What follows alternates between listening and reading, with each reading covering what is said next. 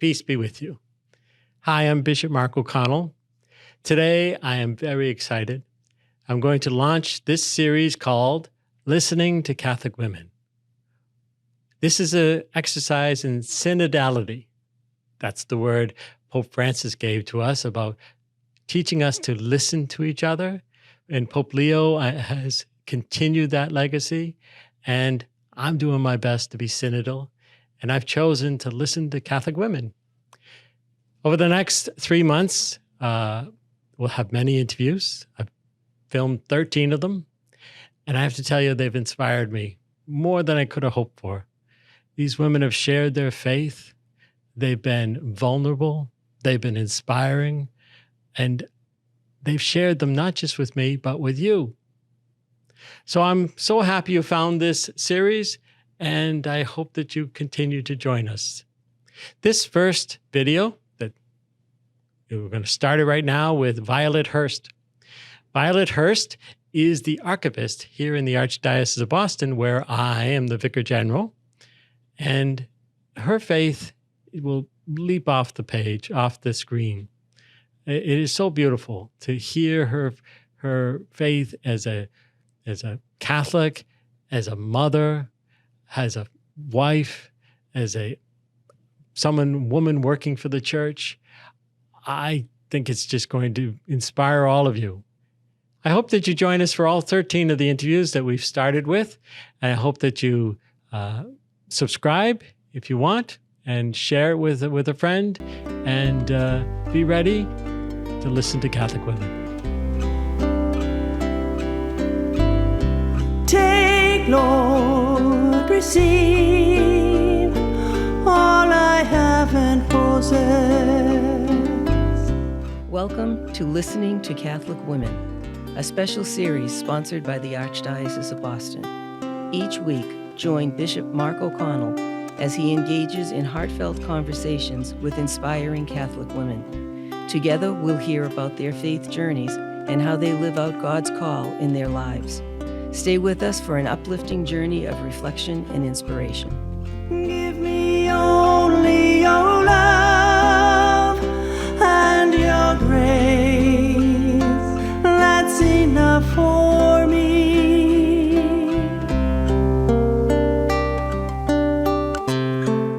Hello and welcome to Listening to Catholic Women. I'm Bishop Mark O'Connell. Today we have with me a wonderful person, Violet Hurst, who is the director of our archives here in the Archdiocese of Boston and the library we have. So welcome back to the Archdiocese of Boston, because you were with us before and now you're back, right? Yes, that's right. Happy to be back. What is your job as an archivist of the Archdiocese of Boston?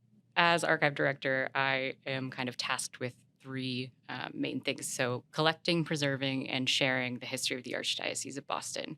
So all of our tasks in the archive kind of fall into those three buckets. Collecting, we go out to closed schools and parishes and actually physically collect those records and bring them back to the archive. Also active parishes, anything historical they have that they want to be preserved comes to us. And then preserving, so we go through the materials, we make them accessible to researchers, and we kind of stabilize them for the future, make sure that they'll last for posterity. And then sharing, so we do a lot of outreach, we do exhibits, we do social media, we do some talks and trainings. So we really want to showcase our collections and bring them to the public.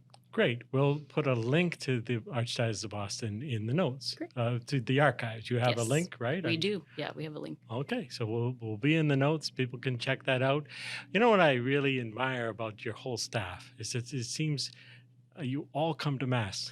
Yes. We have Mass in the morning here, and I noted that you have a great representation from the people that work in the archives. Well, we have a short commute to the chapel. We're right next door, so it's hard to find an excuse. I think there's more than that. I think that you have a beautiful, faithful staff that does it more than just because it's archives, but it's Catholic archives. It's the Archdiocese of Boston archives. Yeah.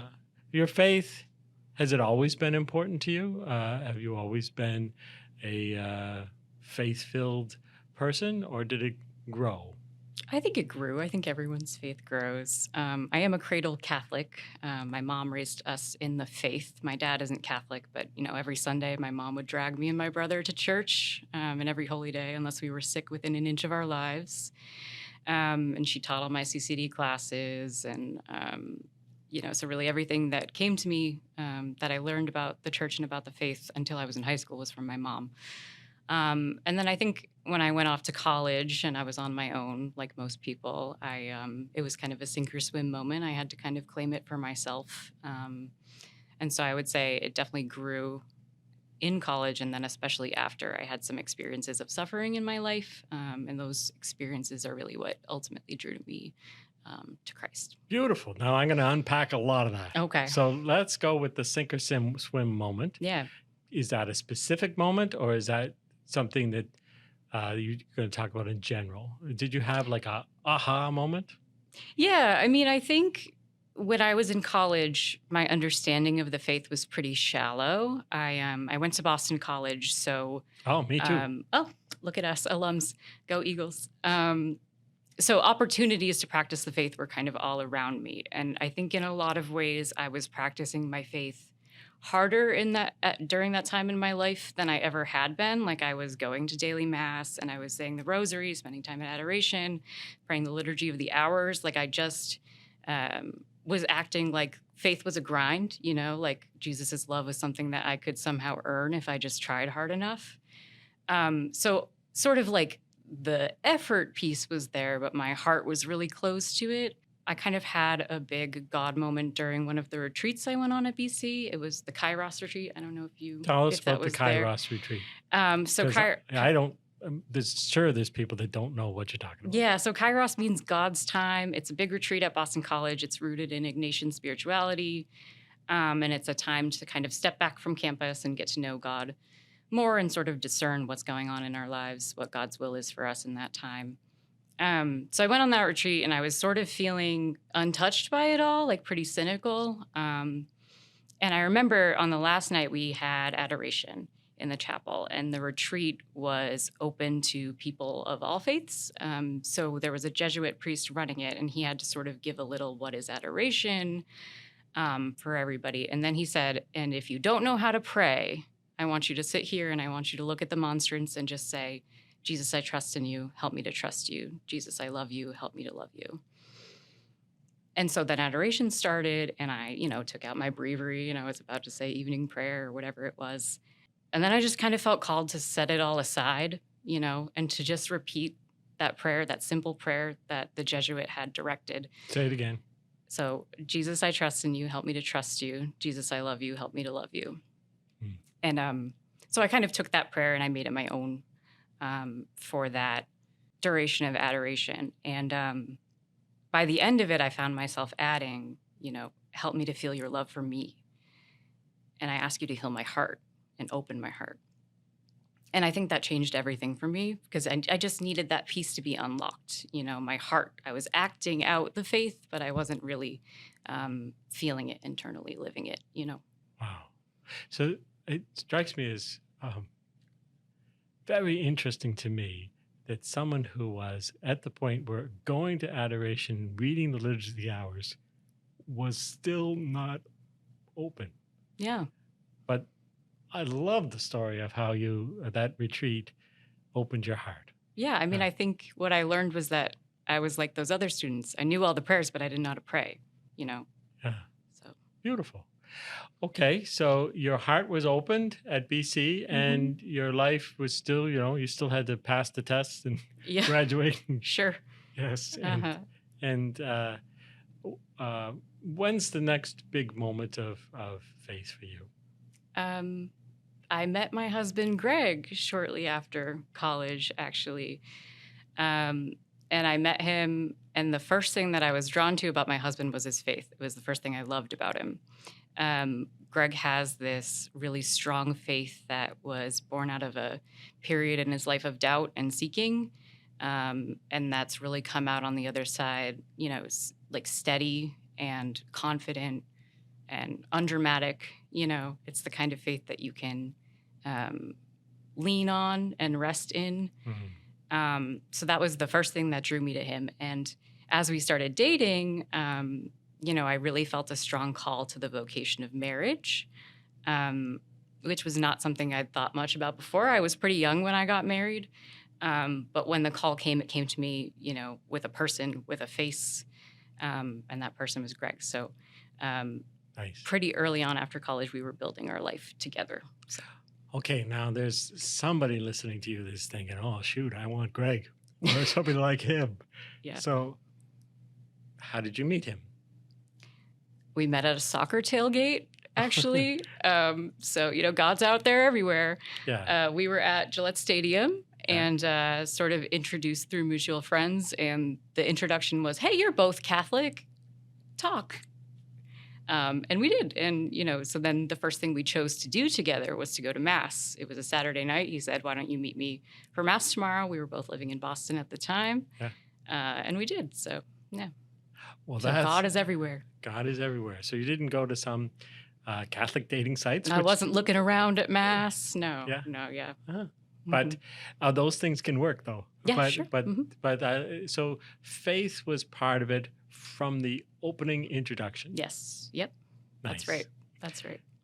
So I assume the suffering in your life is not Greg. No. So No. I mean, only when he forgets to do the dishes. sorry, Greg. Sorry. You have children. Yes. Why don't you tell me about what you can about your children? Sure. So we've been blessed with 3 beautiful daughters. Their names are Ivy, Zaylee, and Hazel. And our oldest daughter is, I don't want to say the cause of the suffering, but she has some pretty significant health issues. She has epilepsy, and it's refractory epilepsy. So that means her seizures aren't well controlled by medication. And then she has a heart condition for which she's actually going to be having open heart surgery in about a week. So if you're listening to this, your prayers are appreciated for our girl. Yeah. When you have a kid with a serious health condition, it's exhausting, right? I tell my friends, Bishop, that I feel like I'm running a marathon, and then I get to the end of the marathon and I find out that the finish line's been moved ahead and I just never get a chance to catch my breath. We're going from emergency to emergency, and we spend a lot of time in ambulances and in ERs and in hospitals and in doctor's offices. But I think that this time in our marriage, this time in our family life, has also been clarifying in a lot of ways, because we have learned that we are utterly dependent on Christ, that nothing is guaranteed to us, not health, not safety, not comfort, and that he is really the only one who can be with us in our suffering. As supportive as our family and friends are, he's the only one who truly, like, in our hearts suffers with us and feels the same pain that we feel. So it's been difficult, and we're still kind of in the midst of it. So it's hard for me to have great perspective, but, How is she doing now? Oh, she's a happy kid, Nice. Day to day. It's just, the days get interrupted. And, Sure. Yeah. Yeah. So did you, this might be a weird thing, but Yeah. do you think God chose you and Greg to be her mother for a reason? I hadn't reflected on that really, but I think it's a beautiful thing to reflect on. I can't imagine having any other kid, and I think the beautiful thing, if I can say that, Please. about having a sick child is that your priorities are completely and totally oriented towards your children and towards your family. Everything else, I think you can tell is extraneous. I think it's given us a real clarity of mission as a family. How about her relationship with your 2 other daughters who are younger than her? Mm-hmm. Is that added to her life in a beautiful way, or is that just more work for you? It's a lot of work. I mean, I think what is, because she's the oldest and we've had the most time with her, she gets to teach them about Jesus and evangelize her little sisters a little bit Does in she? a way that's beautiful. Cool. just the other night, we were praying at bedtime, and she said to me, "Mommy, I'm really getting worried about my heart surgery." And I said, "Oh, Jesus is with you. You're going to, it's going to be fine," comforting her. And she goes, "No, you tell me that Jesus is in my heart, but my heart is going to have surgery. Are they going to have to put a new Jesus in?" Wow, what a question. And I thought, okay, now I have to explain like metaphor and, whatever. So I just think that. Did you pass that test? I don't think, probably not. But I took it as a win that she even asked the question, And so I just think that, I don't know, it's been beautiful to watch her start to realize like not just what happens, not just the words at Mass, but what they mean. So she's a smart kid too. She's a smart kid, too smart for her own good, I would say. And she's funny. She's really funny. Yeah. But yeah, I do think we've had extra time, at home as a family as a result of the sickness. We don't really go as many places necessarily. We can't be as adventurous maybe as other families. And so I do think, there's a closeness there. Beautiful. Yeah. How did motherhood, especially this special motherhood and now 2 other daughters on top, how did that change your relationship with Christ, or did it? I think that before, I would say I was more self-absorbed in my faith. Instead of turning outward, I was worried about my own relationship with Christ and my own sanctification. And those are good things, and we should all worry about them. But having children, now the thing that I care about is my family's sanctification, my children's sanctification. And I think also it's made me realize that I don't think enough about my husband's sanctification. I think in turning outward, you turn outward in a lot of different ways. Mm. So, yeah. Love it. Yeah. What's your strategy for 3 kids in church? Well, we have a wonderful parish. I will say first, we are so lucky to be where we are. You want to tell us which parish? Sure, yeah. So I live in the Diocese of Fall River. So right. We go to, the parish is called St. Francis Xavier in Acushnet. Yeah. And we were drawn to the parish because there were so many young families there. So it's nice to be somewhere where my kids are never the loudest or the wiggliest. It's a parish where there are babies crying and there are toddlers walking back and forth to the bathroom 5 times during Mass because they're potty training. And there's kids climbing over and under pews and parents passing toys back and forth, So that's good. So number one, not being the most distracting family there. But what I love about our parish also is that it still has a really beautiful liturgy despite having all those families there. They don't kind of rush the Mass or kind of skim it down maybe for the families there. It's beautiful. Like we have sacred music and there's well-trained altar servers and tons of incense. Like when I take my kids to Mass, I want them to feel before they can understand that there's something special happening at Mass before they can really understand what it is that's happening. I want them to understand that this is something worth showing up for, worth paying attention to, and ultimately that is the most important thing we do as a family. Did you learn that? Did you make that up? Is that how your mother taught you?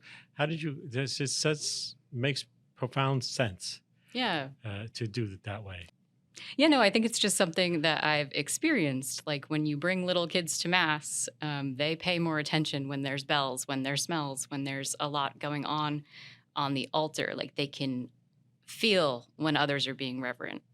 And then they instinctively want to be reverent too. I mean, they're not, don't get me wrong, I'm not raising little saints here yet, but, I think there is a real difference that you see.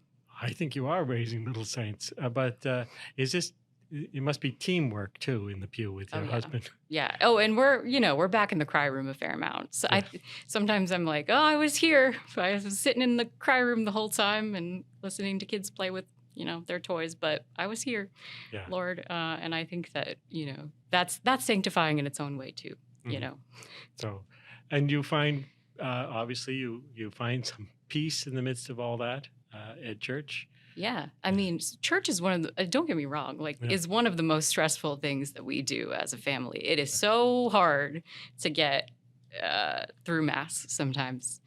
And especially when you feel burdened by I wasn't paying enough attention. I wasn't praying that with my whole heart, you know. Yeah.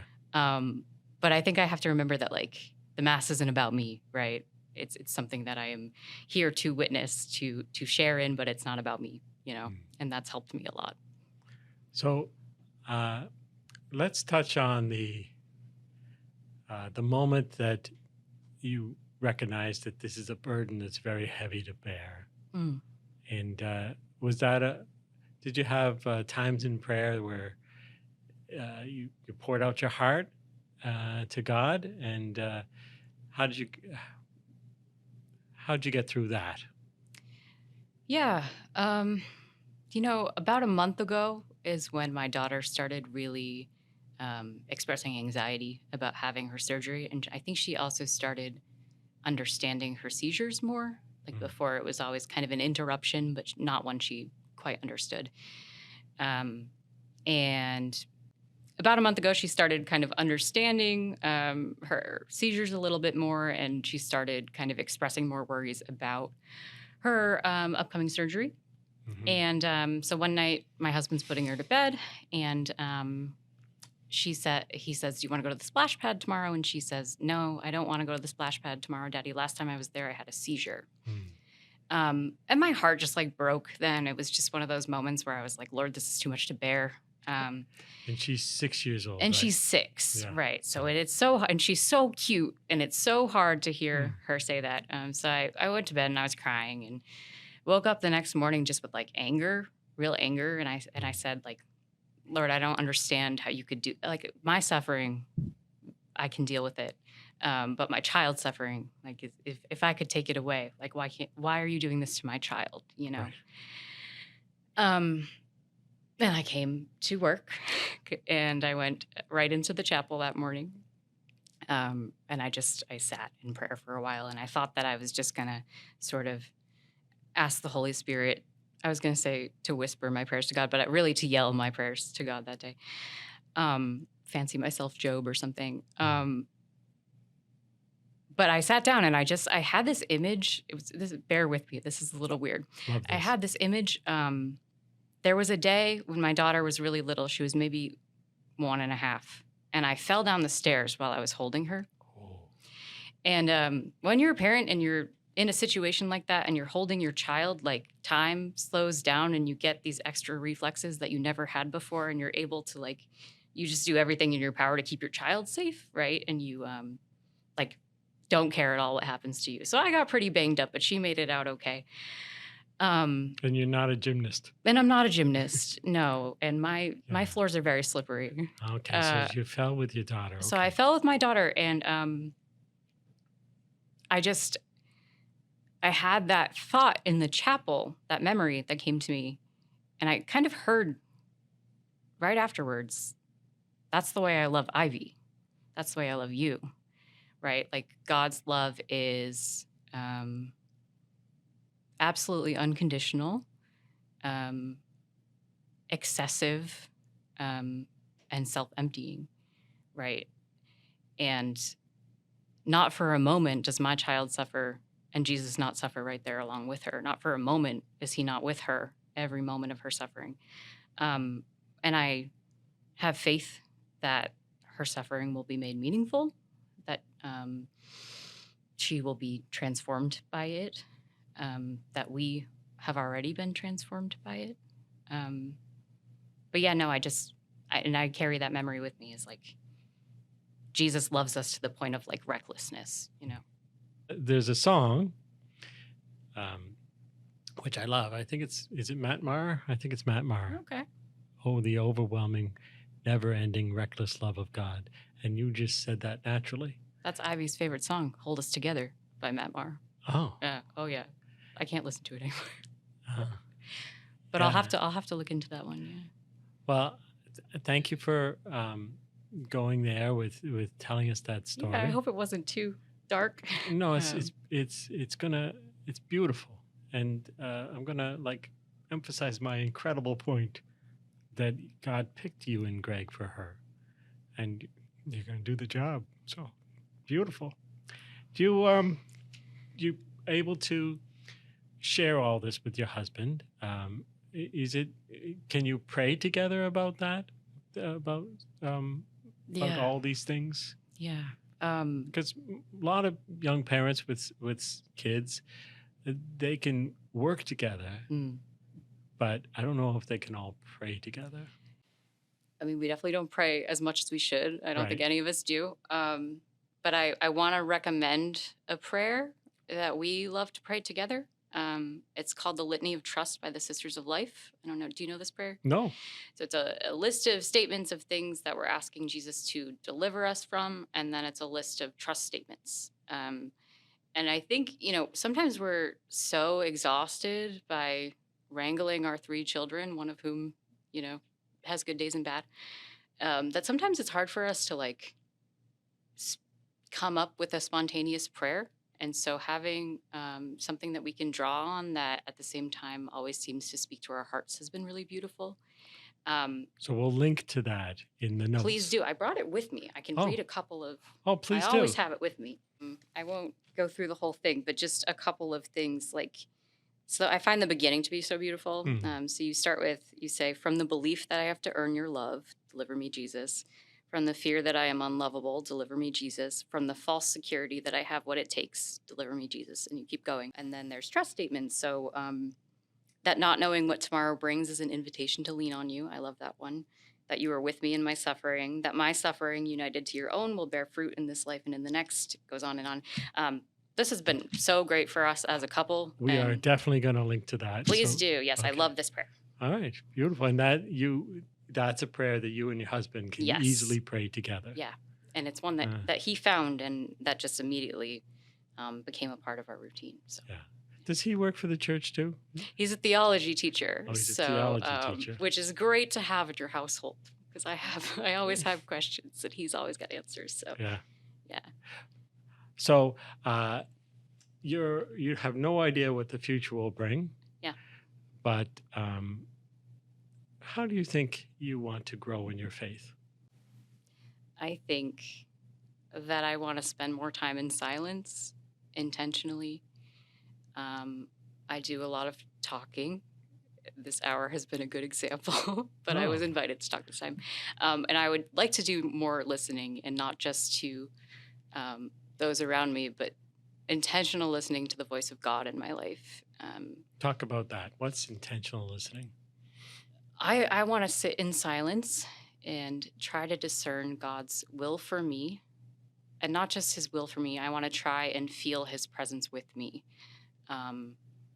which is in my heart, as my daughter knows, but which is authentically experiencing the joys that I experience and the sufferings that I experience. And I want to listen to that and kind of hold it with me in these next couple of years. So I want you to speak to someone who's on the edge of faith that stumbled across this video podcast. And faith is obviously extremely important in your life. And what would you say to someone peeking in the door? Yeah. I would say that you're already doing the hard part. I think the decision to seek is the most important decision that we can make. And that if we approach that seeking with openness, authentic openness, that God will answer when you knock on the door. Can you, I know it's off the top of your head, but can you think of something that you left to God and God filled in the cracks? Can I say this job? Is that weird?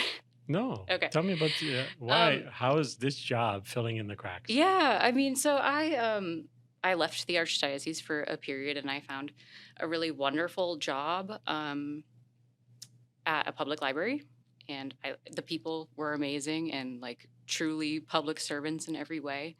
But when I was there, I found it so hard to find time for prayer and to find time for my faith. Just the hours were hard to get to adoration. It was hard to get to daily mass at all. It was hard to get to mass on holy days. And so, for a while I had been not regretting leaving, but just wishing that God would give me more opportunities to sit in his presence. And then this job opened up here, and I just, I feel like things have been, if you can start your day in a chapel, I think you're starting your day well, and the rest sort of falls into place from there. So this has been a real gift for me. And the community here is obviously a big plus. It's been wonderful to have the kind of support in faith as well. Well, Violet, I am so glad that you came back to us. I'm really grateful to be here. Can I just say, Yeah, Bishop? yeah. So this morning I went to Mass Yeah. with Father Paul Soper. Oh, my best friend. Keep going. I know, you're dear friends. I don't know if you told him to say this, but in No. his homily, he gave this beautiful reflection on synodal, am I saying that right? Synodal listening. Sure. Um, Which is what I'm trying to do. I know. And he said that when someone authentically listens to us, they show us the face of God, who is always endlessly, patiently listening to the prattling of our prayers. He said that better than I did. But I just want to thank you for your witness to the value of listening. Wow. I thank you for sharing that beautiful story. And we'll pray for Ivy and your other Thank you. daughters. Yes. What were their names? Ivy, Zaylee, and Hazel. And your wonderful marriage to Greg. Thank you, Bishop. I appreciate your time. Your love and your grace are enough for me. Thank you for joining us on Listening to Catholic Women. We're grateful you took the time to hear this inspiring faith journey. Continue exploring these powerful stories with Bishop Mark O'Connell by watching more episodes. This series is sponsored by the Archdiocese of Boston and produced by Emma Lula Creative. Please like, subscribe, and share to spread the word. If you'd like to support the production of this series, visit the link in the description. Until next time, may God bless you.